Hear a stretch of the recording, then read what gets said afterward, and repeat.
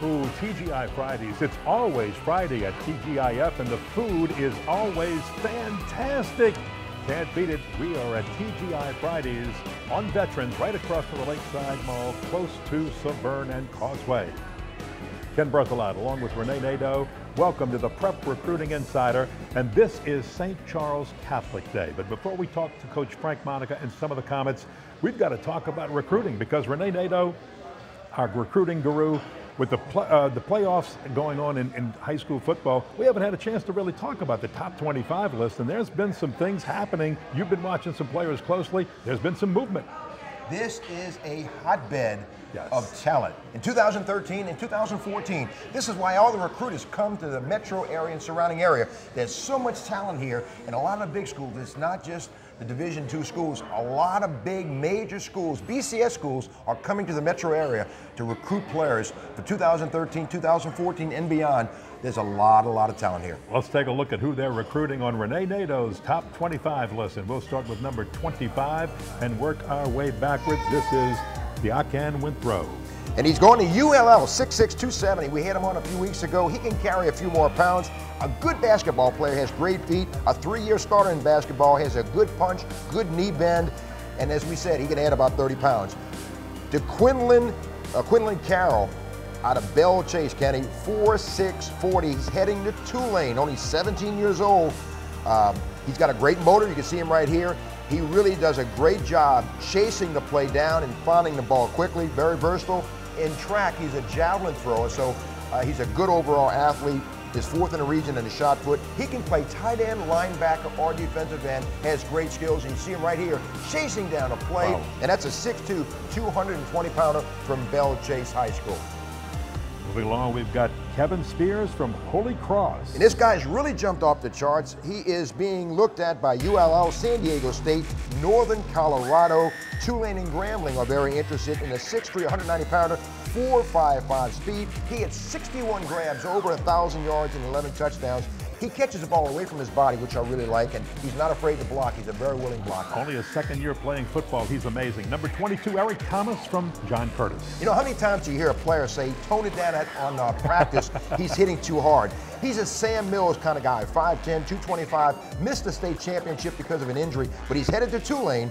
He's got great instincts, explodes, puts his hat on the ball, and he really does a great job, and he plays sideline to sideline, and much like Sam Mills, he recognizes the play very quickly. Another Tulane commitment, number 21, Tanner Lee from Jesuit. 6'3", 195, 695 yards and 8 touchdowns against Shaw. Wow, 64% of his passes were complete. He's going to Tulane with the intent of playing early, a pocket presence, good arm strength, and you can see it aired out. He's got the good touch passes and can throw deep. He recognizes coverage very early, and you can see right here, he's got a good over-the-top delivery, Ken, and C.J. Johnson, Curtis Johnson, is very happy to have him in the fold for next year. A commitment to Tulane, as you said. Wow, what a season he had for the Blue Jays. The opening drive against Holy Cross in the first game of the year, his drive for a touchdown is what helped Jesuit wrap up that game. Here's Devin Scott from West Jeff. And he is going to ULL from West Jeff, 4.4 speed, a kick returner and wide receiver. He's going to ULL, as we said, 23 foot 10-inch long jump, 21.3 in the 200 meters. LSU likes him in track, but he liked to play football, so he's going to play for the Raging Cajuns. He's a deep threat and a 2-sport star. How about the big offensive lineman from Curtis, Brandon Godfrey? We had him on a couple of weeks ago. He will play center and may be there for a long time. 6'4", 285 from Curtis. Versatility. He may follow Andrew Neerman and Mike Henry as a Curtis player that has played center for the Green Wave. Here's a guy we saw early from East St. John, Leonard Davis. Leonard Davis is playing quarterback, but he'll play safety for Tulane. And he has a lot of skills, very athletic, good coverage, and is a good hitter.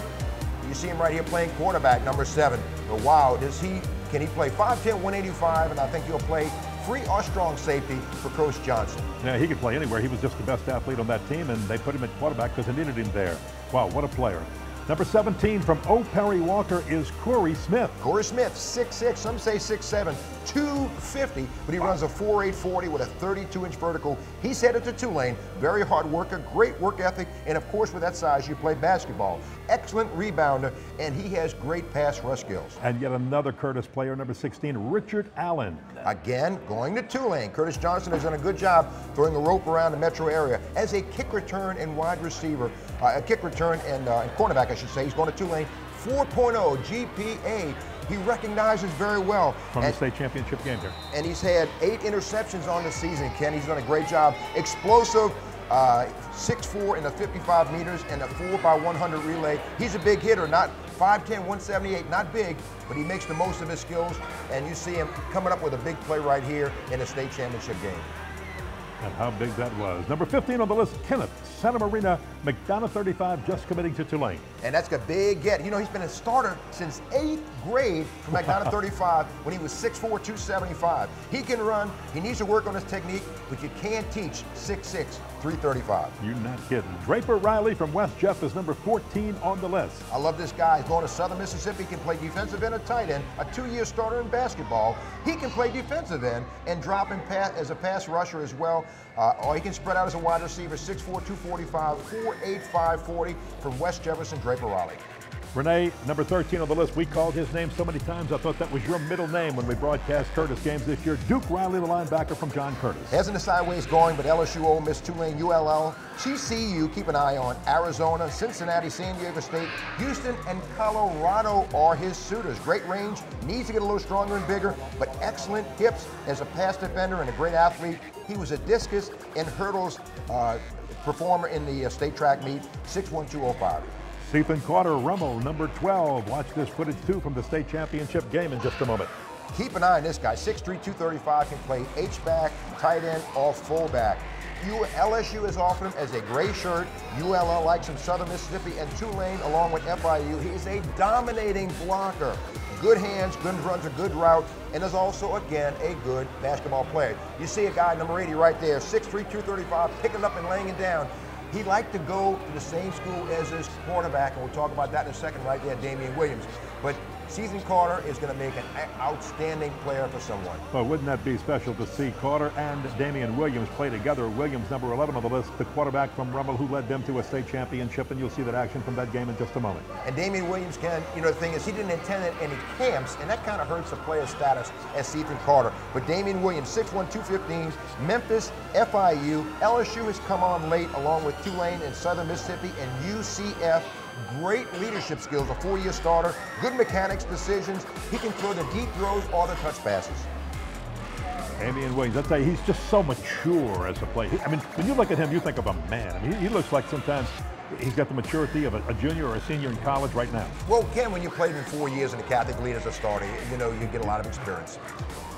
Number 10 on the list from Warren Easton, Edward Williams. Edward Williams, 6'2", 220, 91 stops for the Warren Easton Eagles. He's headed to Texas A&M, a downhill tackler, very physical, an old school type player, a converted defensive end, so he's got a great upside.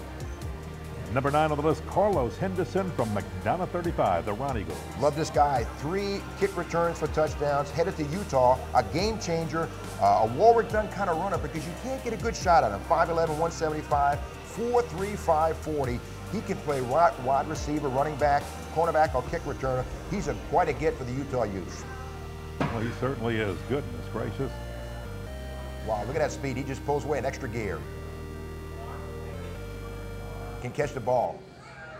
Number 8 on the list is Ronald Lewis from West Jeff. Ronald Lewis, 6 foot, 180, 4'4", 34-inch vertical, headed to Arizona State. Could be a running back or wide receiver, a game changer, great route, smooth, good hands. Number 7 on the list is Ryan Holyfield, brother Martin. He will play center for Jimbo Fisher. 6'3", 278, is nasty, good technique, good football IQ, blocks well, finishes his blocks, good feet. He loves pancake blocks. He'll grow to about 300. And continuing on with our top 25 list, we're already up to number 6, and this is from Carver, Eugene Bracely. Eugene Bracely, 4'3", 540, 36-inch vertical, headed to Ole Miss from the Carver Rams, track background, good pad level, a jitterbug move, boy, he explodes. He'll pull away from you right there. You get a good look at him.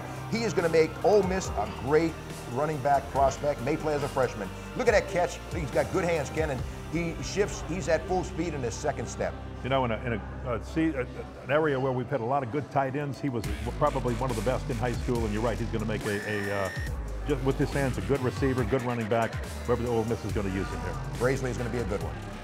Number 5, Sherman Beatty from John Curtis, the running back. He put on some weight. He's about 200 pounds, 4'3", 840, headed to Tulane. He runs angry, good moves. He hasn't scratched the surface because he hasn't played a lot, but he's very physical. He's grown as a runner. He's kind of a cross between Joe McKnight and Chris Howard, a couple of former Curtis stars. Number 4 on the list from Edna Carr, Standish Dobord. He was on the show last week, 6'5", 240, 4.55 40. He's headed to be a Miami Hurricane, 9 touchdown catches, averaging 17.6 yards per catch this season for a tight end. Wow. He's a weapon as a receiver. Obviously, he can stretch out. He's a good blocker, and he's looking forward to playing for the Canes next year as a freshman. Noel Ellis Carr, number 3 on the list. Noel Ellis going to Texas A&M. 8 interceptions, 4.5 speed, 37-inch vertical. He's a cornerback for 4 years for Edna Carr. Great quickness, explosive, finds the ball in flight. Love his cover skills. Just a tough player. Really like to watch him play. From Carver, Raheem Falcon. He had him on early in the year, Ken. 6'4", 200 pounds, 4'4", 40 with a 38-inch vertical. He'll play for Nick Saban and the Crimson Tide next year. Works very hard, reminds you of a Larry Fitzgerald in his younger age. Attacks the ball, understands the offense. And the number 1 player on our top 25 list from Destrehan, Ricky Jefferson. Ricky Jefferson, 6 foot, 185, 4.45 speed, can play wide receiver, cornerback, or kick returner for the LSU Tigers next year. Very athletic, a playmaker. You know, you think of Ed Reed and Rondell Milley have come out of Destrehan. He's in that same mold, plays at a very high speed, and he will play as a true freshman for Les Miles next year. A lot of commitments, Rene. How much attacking by other schools against some of these young men who have made the commitments to try to get them to change their mind? Well, you know, we had a lot of these guys on TV with us, Ken, and most of them have said they are true to their commitments. Yes. So I can't see much jockeying, but they still may take trips. Remember, you're talking about 17, 18-year-old guys. If they were recruiting us, we'd take these trips too, so you can't fault them. You better believe it. Nicely said. We'll take a break, and when we come back, it'll be Coach Frank Monica and the St. Charles Comets on St. Charles Catholic Day on the Prep Recruiting Insider from TGI Fridays here in Metairie.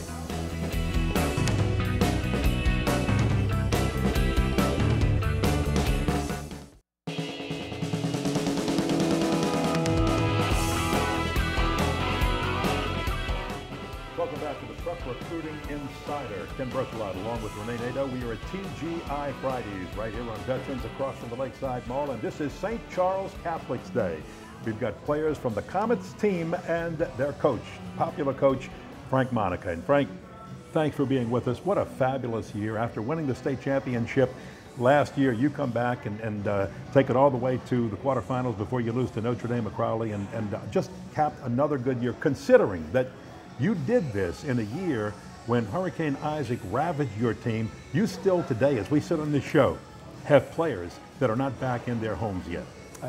Exactly, Kenny. And number 1, thanks for having us over and whatnot, and honoring all players and whatnot. And I think that's what it's all about. It's all about all players and whatnot. And they were resilient. I mean, in terms of what they went through. You know, some of these guys actually helped me back in my home and bail water out of my den and whatnot, and they helped fish people out of their own homes during that process. And so I'm very, very proud of them because what they went through, whatnot. And as you said, they were gutting houses in the afternoon. We were practicing in the morning. So, but they came back. I think after the first 2 losses, they got a wake-up call, and they came back and actually ended up with a fine season. And after those first 2 losses, you strung a number of wins together. What did you do to pull this group together? You knew there was devastation. You knew they were trying to all regroup from Hurricane Isaac. How did you pull them together as a team and help them win and go on the winning streak they did? Well, I threatened them with their life, first of all. I said if they don't succeed, whatnot, I was going to throw them back in the lake. That's the Frank Monica we know right there. In terms of that. And you know, they responded. I mean, we continued to work real hard, like everybody does, whatnot, but we continue to do our weightlifting, and we steered the course, and you know, we have an excellent staff. We're very, very small as far as the number of staff guys, and they might be overworked to a certain extent, but our guys play hard, and we just try to get them to play to a certain level. I mean, and that's what they did. But also we tell them it's not about themselves. It's about the team. It's about the tradition. It's not about what's on the other side of the jersey. It's what's in front of the jersey. You've coached 43 years, Frank. We've known each other a long, long time, and you've coached in the college level. You've coached in the high school level, and coaching at St. Charles Catholic and coaching in high school is very special. I mean, you reach the kids, and it's a little different from coaching on a college level, isn't it? Exactly, Rene. But you know what? What I tell everybody, I've been asked that question a lot of times by some of my colleagues. That field is still 100 yards long, and it's still 53 yards wide. It's still the same problems that you have on the college level. Whether they're 21 years of age or 15, you still have the same problems. They still make the same errors, and they do the same good things also. But it's pure, it's unadulterated. They don't know how to be spoiled yet and whatnot, and they're not affected by money, and they're not playing for books and tuition. They're just playing for the fun of the game. You've got 213 coming ahead, looking ahead, and you've got a pretty good team coming up, but redistricting is going to play a lot, a big role with St. Charles Catholic, as it will in the metro area. How's it going to affect you? It's going to impact us tremendously. I think that because we're going to be in a real tough district in the New Orleans area. We were a Baton Rouge district for a number of years. Now we're being told again that we're going into a New Orleans district with really we're River Parish area school in St. John Parish, and many people get our school confused that we're in St. Charles Parish. It used to be. The school was in St. Charles Parish. They moved to LaPlace area in St. John Parish. But it's going to be a very competitive and intense district when it comes to that in all sports. Well, you've got Curtis, De La Salle, Lusher, McGee, and McMain, then a couple of girls' schools in Xavier Prep and Sacred Heart. But goodness, a lot of people would say, my goodness, here we go, we've got John Curtis in our district. And some people say that both John Curtis and St. Charles Catholic could be playing in 5A. Well, I don't know about that. I don't know, not so fast, you know, whatever. But I think we're going to be competitive next year, but not to the point where we were this past season. I'm losing some good players. You're going to interview a couple of those in a second, whatnot. But, here's John Curtis. They're sitting here probably being the #1 team in the country in all classes. So, I mean, what does that say about our district? Well, we talk all the time about recruiting and guys who've made it to the NFL. If we looked at a list of NFL players, you've coached a lot of them, you know many of them. What makes the metro and surrounding area so fertile for recruits? Yeah, it's a good question, Rene. I think one is that it's so important. It's important to, everybody, especially in the river in this area, they have booster clubs and whatnot. The coaching is extremely, extremely good, whatnot. And some of our kids understand there's a purpose, and they understand that's a way out. They can get to somewhere. They can be somebody through sports and whatnot. And I think the academics in Louisiana, even though it's bashed nationally, the academics in Louisiana, especially in some of these schools, are as good as anywhere else. I've recruited a lot of states and whatnot, and I've been to some of these schools too where their grades are not so high, whatnot. But you go to some of these schools that they're as good as any in the nation, whatnot. So I think if you look at the academics, the coaching, and you look at the sense of purpose that a kid has here, Louisiana, sometimes we don't have the best facility, but we do have great coaching, and the kids are, I think the kids are a little raw, and that makes them even more special. Frank, in the final minute or so of this segment, there's still a big vote to come up on select versus non-select schools, and whether or not there's going to be a split on private and parochial schools that can select their admission as opposed to public schools. Magnet schools would be in the select division, as opposed to public schools that have to sort of take kids that live in their area. Right. Your thoughts on that, because you're a wise guy that's been around for a long time. They need your wisdom on this. Well, Kenny, that's a great question. I'm telling you what I think is going to take place. I think, one, the motion is going to pass because there's a lot of support for it. And just you can feel the pulse beat that's out there right now. I think it's going to pass. The other thing is now, how is that going to break down? There's going to be 7 different championships. There are 2 items on the agenda. One will involve football only. One will involve all the sports. And there's a possibility it could be amended on the floor, either one of them. If it's amended on the floor, it'll be effective immediately. What you could see in the future, I'm afraid for the LHSAA, which you can see is a splintering of many, many different conferences, so to speak. And I don't think it's going to stay together. I really think that there's going to be a lot of rhetoric thrown out there, and I can see that, and it's going to hurt high school athletics in Louisiana as we know it. Louisiana is different. We're not like a Texas because we have a lot of private schools in Louisiana, which was developed a long time ago by the archdiocese, the parishes in the archdiocese, whatnot. So the demographics are totally different. We can't be compared to a Tennessee or Texas.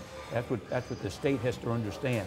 But if they want to go that direction, I'm afraid that it's going to split, and it's going to splinter even further. You might see 2 to 3 different organizations come up. Well, let's hope cooler heads prevail and people listen to the wisdom of coaches like you who have been around for a long time. We'll take a break and be back with Frank Monica and another common player right after this. This is the Prep Recruiting Insider from TGI Fridays right here on Veterans in Metairie. Back in a minute.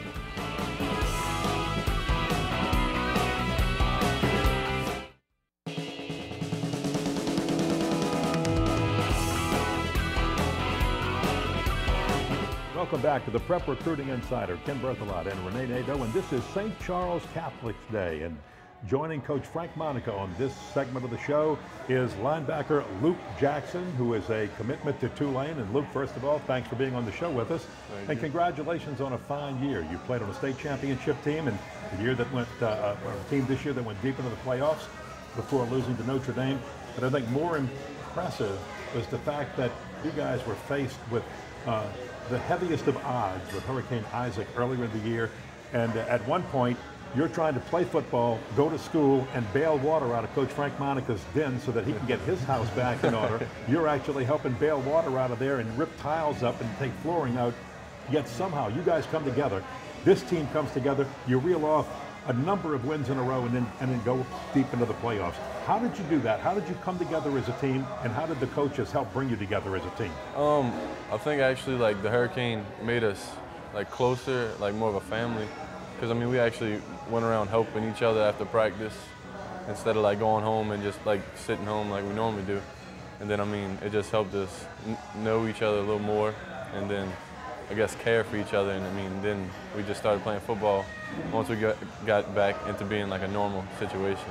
Now, Luke, you have a 3.1 grade point average and 20 ACT. You have the grades. Wow. You've committed to Tulane. How did you go through the recruiting process? And did your Uncle David, who Coach Monica signed at Tulane back in '79, did he help you through the process? Well, actually, it was just more of a, I didn't really talk to my uncle too much. I mean, he didn't influence me too much with it, but I mean, he was happy I went, and it was a fun process. I mean, talking to Coach Washington. And I mean, it's nothing hard. It's just actually, I'm glad I got the experience. Now you're a 6'3", 215-pound linebacker. Good speed. That's an asset you have. But they're talking about maybe beefing you up a little bit and moving you to defensive end. How does that fit your skill set? I mean, I played it all year, and we just got done. I actually played like the All-Star game that we played in last Friday, and I played a down in, and I felt like it was normal, and I like being down the three-point stance playing in. So, I mean, whatever they need me, I'm going to play it. And in selecting Tulane as your college, what was it about Coach Curtis Johnson and about the program that really got you excited and helped you make that selection? Or was it just because there was family there in the past? I mean, that did help, and my family, a lot of my family does like that school. And just it's close to home, and it's the next level, which I really liked, and then them moving to the Big East was exciting. So now you're 17 years old. Not sure when you're going to make 18, but would it be something that you'd like to redshirt Luke as a freshman and watch, or since there's so many freshmen played this year, and it looks like there'll be a lot of freshmen playing next year, would you like to be part of that signing class that does play as true freshmen? I'd like to be a true freshman playing, because I mean, I think that's a little something special, like saying that you just kind of jump from high school to college and you started playing, and I mean, and if you do good, that's even better. Frank, are you finding that more and more freshmen are making decisions based on the fact that they can play as a freshman, that's one of the key 2 or 3 things they want out of the university? Without question. I think that's something that's important right now, because people are looking for, we live in a microwave society where everybody wants it right now. Mm-hmm. And every player has to have the confidence that he can go in and do that right now. And one thing I might add, that when we were down against Westlake the first playoff game of the year, we were down 26-7 at halftime, and we came back to win that game. Well, Luke took the game over. He made some crucial sacks.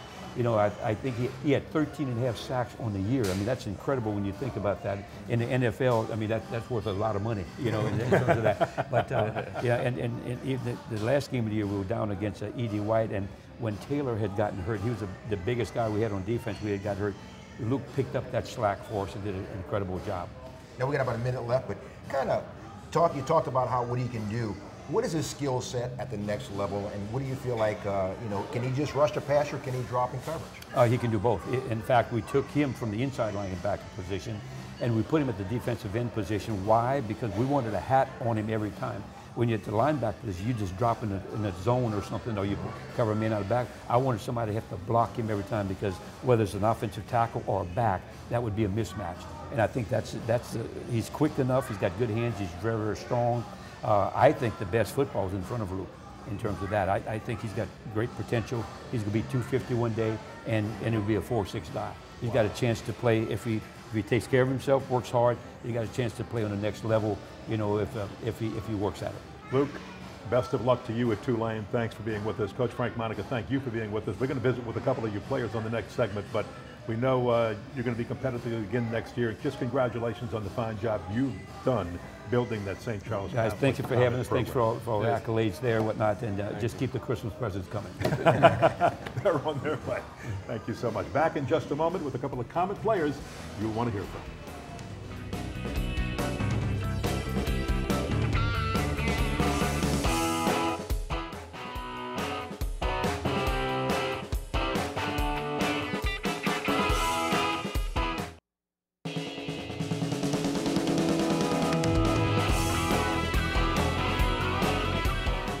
Welcome back to TGI Fridays. This is the Prep Recruiting Insider, Ken Berthelot, Rene Nadeau, and this is St. Charles Catholic Comet Day on the Prep Recruiting Insider.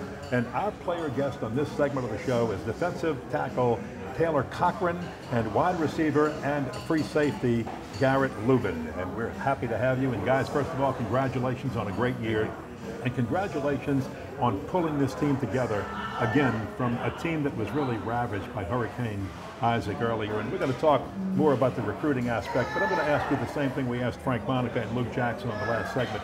How did you guys as a team, we know what the coaches did, but how did you all pull together as a team and turn things around after 2 losses in the midst of the hurricane and then make a win streak run deep into the playoffs?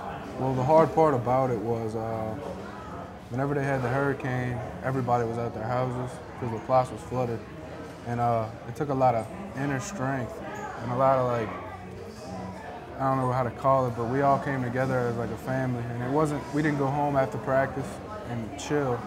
We went gutted houses with each other. Me and Luke gutted Coach Monica's house out with him. And I mean, it was a tough thing to do, but I mean, our senior class came together and I feel like we did a great job with it. Well, Garrett, the same question for you. I mean, being a defensive player, I guess, there's a lot of camaraderie on this team, isn't there? Yeah, yes. As a football player, you learn that you're not always going to feel great. You're always going to face adversity. And it's the strong players in the team that come together. You learn, as Coach says, the DNA. You learn how your DNA is on your team. You learn how you face adversity. And it's the strong players and teams that come through and come together as a team. Now, you've got a 21-year ACT and a 3.0 grade point average. Something that Coach Monica stresses on this team is strength. And he has a measurement with a deadlift, a bench press, and a squat. And your lifts, and those 3 lifts, are over 1,000 pounds. And that says a lot, for your skills and how hard you work. Right now, you're kind of going through the recruiting process, Delta State, Grambling, Southern, Alcorn are looking at you. What are you looking for, Garrett, in a school, and what position would you like to play, and what are you looking for in a school? I'm definitely looking to play safety, but the thing I look for the most is, like, how's the team like a family together? Because that's something you learn at St. Charles Catholic, that we're not always the fastest and strongest, but the thing that stands out the most is how we come together as a family. And that's definitely something I'm looking for in the next level. Now, he's a 4.40 guy, so he's fast. What kind of size you have, Garrett? I'm 6 foot. Okay, 4.40. Taylor's another guy. He is the strongest player to ever strap it on at St. Charles Catholic. Over 600 squat, close to 400-pound bench press. And you'll be playing for Coach Ron Roberts at Southeast Louisiana. You're about in the 330, 340 range. What are you looking for? What sold you in Southeastern, and what do you makes you feel good about becoming a line next year? Well, the thing about it was, whenever I tore my ACL, I was worried. I didn't think colleges were going to look at me anymore. And I called my recruiting coordinator at Southeastern, Coach Williams. I called him. I was like, is the offer still there? And he said, I don't know. I got to talk to Coach Roberts. And a couple hours later, Coach Roberts called me, and he said, we still want you. We're going to be there. We're going to ride it out with you. So I thought, inside, I felt then that I needed to give them my commitment to stay committed to me. And I'm just looking forward to it. They're a group of good guys. I think they got something going over there, and I'm just excited about it. And Taylor, they like the way you move for a 320-pounder right now. Do they want you to play at 330 or 340? I think they want me to stay right where I am. Right where you at 320? They say I got a good shot at going in and starting next year. It's just if I want it and how my rehabilitation goes with my knee. Garrett, you're looking at both Delta State and Alcorn right now, plus a couple of other schools are coming in late. Take a pick. As you look at just those two schools, what are you looking for? What might be the decision maker or the breaker for you in coming to a final decision? As a student, you always want to look beyond your football career. You know, I look at my my afterlife, and I was really interested in pilot school, and I hear Delta State has a really good program with that. So, you know, I'm thinking about my academics, and Delta State definitely sounds like the best choice for me. Now, Garrett, you're excuse me, you're only 17 years old. I'm going to ask Taylor the same question in a second. Is there a favorite player that you kind of modeled your style after, kind of growing up? Maybe you had a fat head on a wall or anything like that that you kind of liked growing up? Ed Reed. It's definitely Ed Reed. You know, he's a hard hitter. I watched him since I was little. And he definitely stands out for me. That's why I wear number 20. I was about to ask you, is that why you wear number 20? That's why I wear number 20. Being from the River Parish area, have you met him? I've never met him, but I hope to one day meet him. Taylor, same thing for you. Is there a guy who kind of dominated the middle as a defensive tackle? And did you always envision yourself being a nose tackle, defensive tackle? And who was your favorite player? Ever since I was a little kid, my favorite player was always Glenn Dorsey. He played nasty and he played with a swagger. And I just admired him, the way he played football, how hard he played, how good he was. And I just try to be just like him as a defensive lineman. Now, Kenny, you talked about his athletic skills. Garrett has the capabilities of, Taylor rather, has the capabilities of playing first base in baseball and playing basketball. Of course, his ACL injury has kind of put he's kind of slowed that down a little bit, but will you miss playing basketball this year? Had injuries been okay, would you like to play basketball? Well, yeah, I'm gonna miss playing other sports, but football is my main priority, and I gotta have the surgery and move on from it. It's not gonna bother me that much. I'm just ready to get it done and get healthy again. Start playing football. Garrett Lubin, Ladarius Webb, when he was at Nicholls State, his player that he modeled his career, he modeled his playing after was Ed Reed. He wore number 20, and when he got drafted by the Baltimore Ravens, he had to take number 21, but he got to play with his dream player. I hope you have the same kind of luck as you go through college, and best of luck to you, Taylor, also. Thank you both for being with us on the Prep Recruiting Insider. Taylor Cochran and Garrett Lubin, and we wish you guys the best of luck in your college career. Thank you for having us. All righty, we'll take a break, and when we come back, we'll have our Player and Coach of the Year. All of that right after this on the Prep Recruiting Insider from TGI Fridays in Metairie.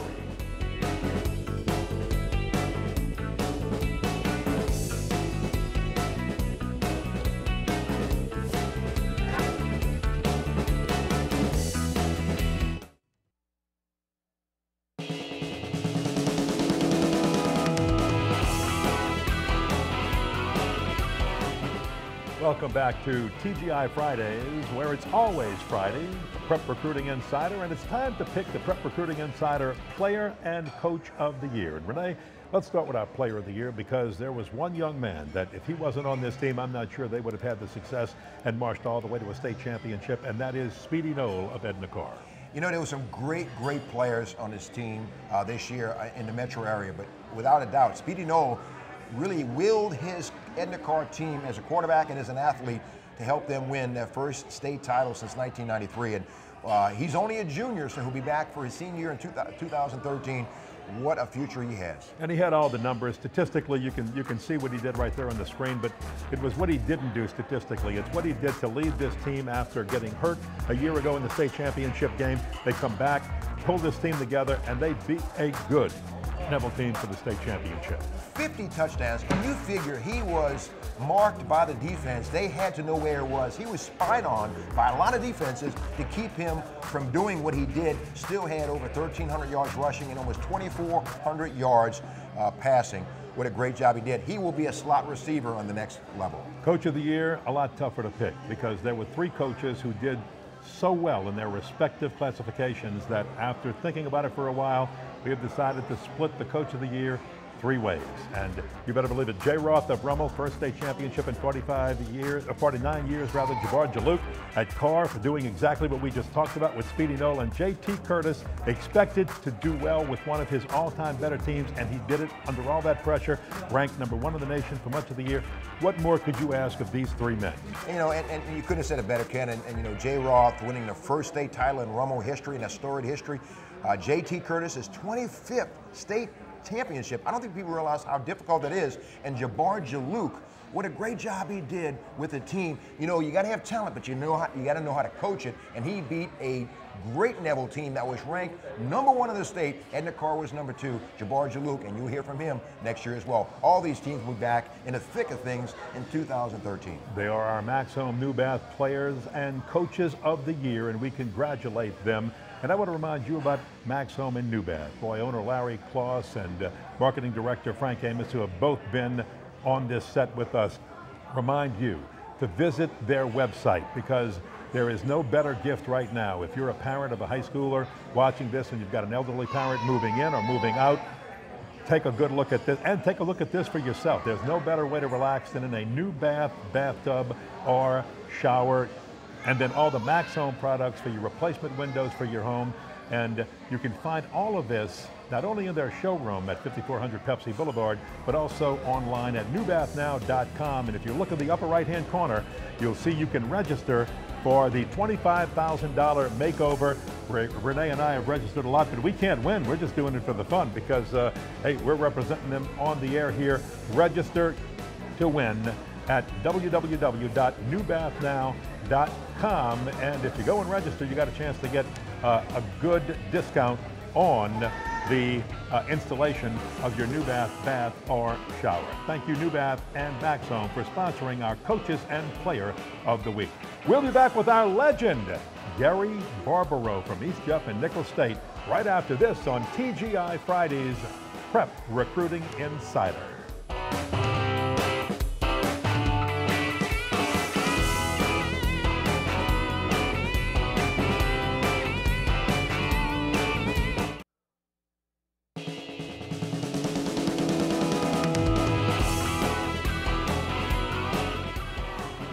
Welcome back to TGI Fridays. This is the Prep Recruiting Insider, Ken Berthelot, along with Renee Nadeau. And our legend is not only a legend, but a comedian. He's had us cracking up during the break.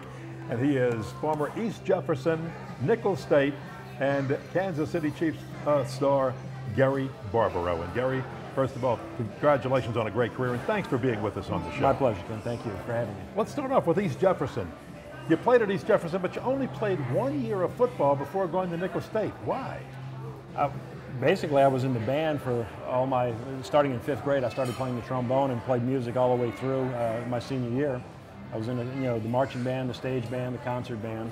The other thing was my mom didn't want me to play. She was always afraid that I would get hurt. And you heard a lot of stories even back then about players getting hurt. And I wasn't a physical specimen by any stretch of the imagination. I was a tall, skinny kid, had good athletic ability, played recreation ball, but she was afraid I was going to get hurt, and finally we convinced her that I'd be all right to go out my senior year. How'd you end up at Nicholls State? Pretty much by default, you know. I played, as you said, my senior year. Yeah. I also played baseball my senior year at East Jefferson, and we actually ended up winning a 2nd state championship my senior year. So I had an offer from Southeastern University to have a partial scholarship for baseball. And then I went down to Nicholls State, and they were just starting a program, and they ran me through some agility drills and talked to me, and they offered me a scholarship. I'm going, partial, full. I think I'm going to go with the full one. So that's not a hard decision. That's how I pretty much ended up there. You know, he was the first player to ever be drafted out of Nicholls State. Came as a quarterback, as he said a second ago, came as a quarterback to Nicholls, converted to safety. I remember you playing in the Senior Bowl, Gary, and you were a third-round pick of the Kansas City Chiefs. Correct. 7 years in the Kansas City Chiefs, 3-time Pro Bowler. You know, at what stage at Nicholls did you realize that NFL could be a reality? I never really thought about it.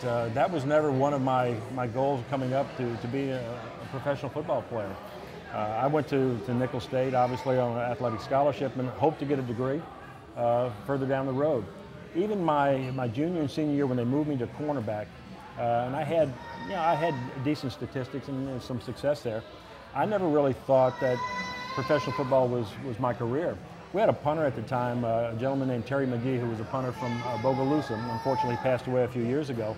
But he was always in the top 5 in the nation for punting average during our career at Nicholls.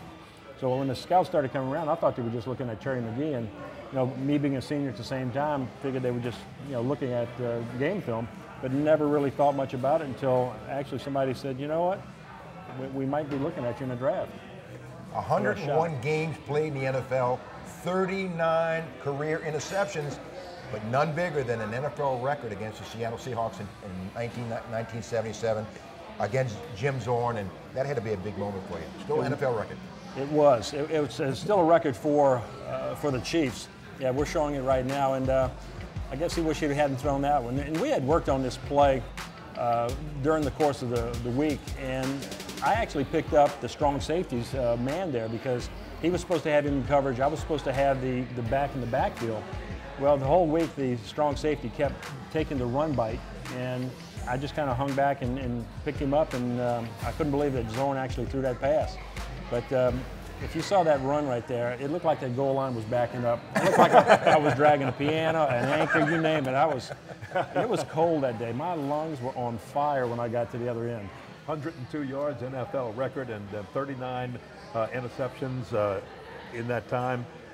Boy, just fantastic. And then all of a sudden, you become the first 3-time Pro Bowler, All-Pro selection, to become a free agent and then sign with the U.S. Football League. Well, actually, there was no free agency back in the day when I left. Right. And that was the reason. It was our way or the highway, basically, with the NFL at that time. So once you signed a contract with an NFL team, they owned your rights. And I'd gotten to played out a contract, and we got to where we couldn't come to terms. My only option was to go to the USFL. So I was actually the first current All-Pro player to jump from the NFL to the USFL, and went with Donald Trump's team, the New Jersey Generals.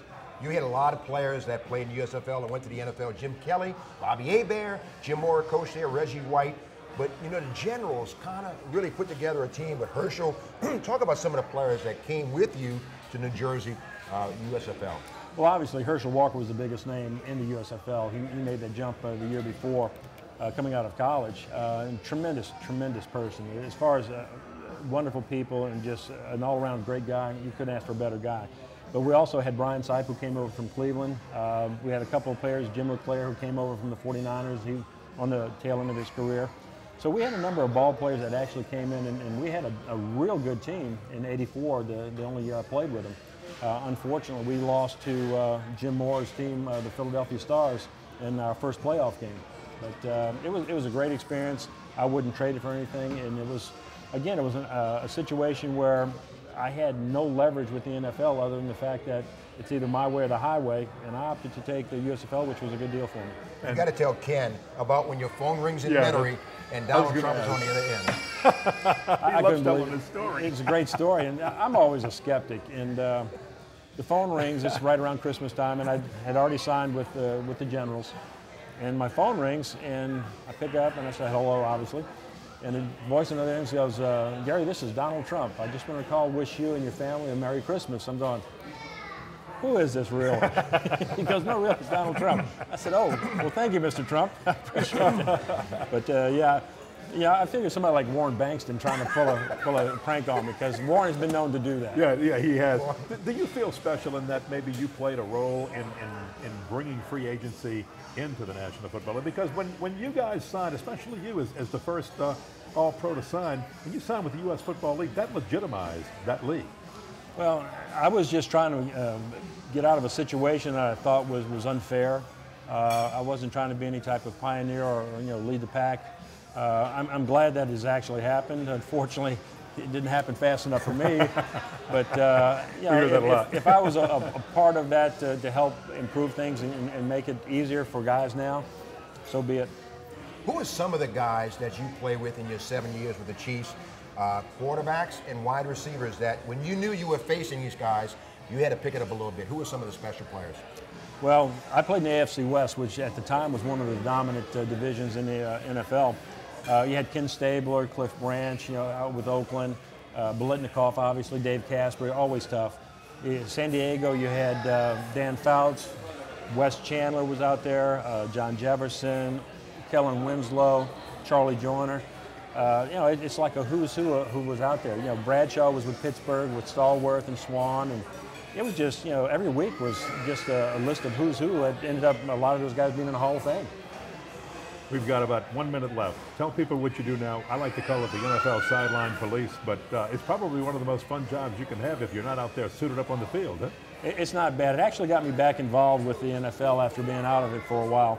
But I'm the uniform cop, as my daughters called me years ago. Basically, I look for uniform infractions, licensed apparel infractions, make sure they wear the uniform correctly. Basically, you want to have a uniform and a display that's the pinnacle of football. The NFL is as high as you go, so we want it to look professional.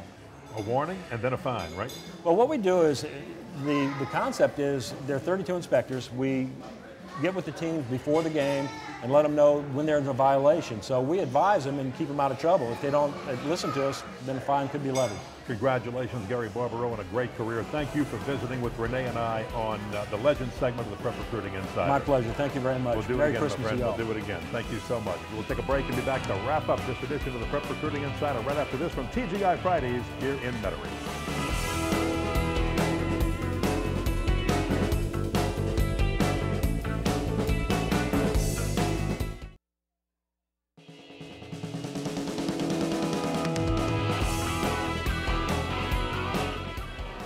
We are at TGI Fridays, 3330 Veterans in Metairie between Causeway and Severn.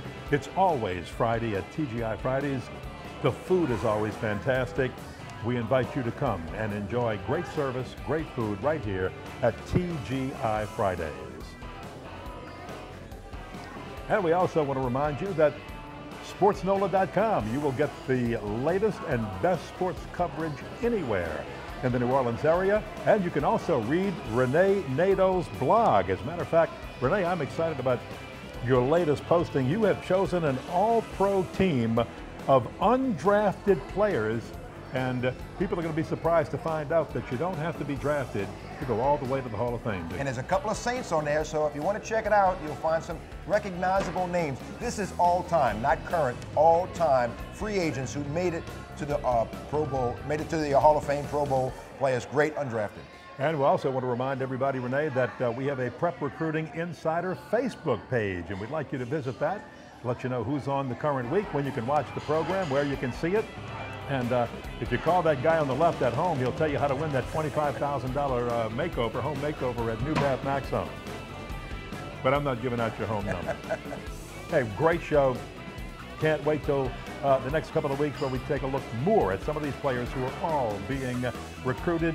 Who are they going to sign? Will they hold their commitments? It's going to be fun to watch. For Rene Nato and our entire crew here at WHNO, including Adam Mandera and Andrew Alvarez, I'm Ken Berthelot. Thanks for being with us. We'll see you next week with more of the Prep Recruiting Insider.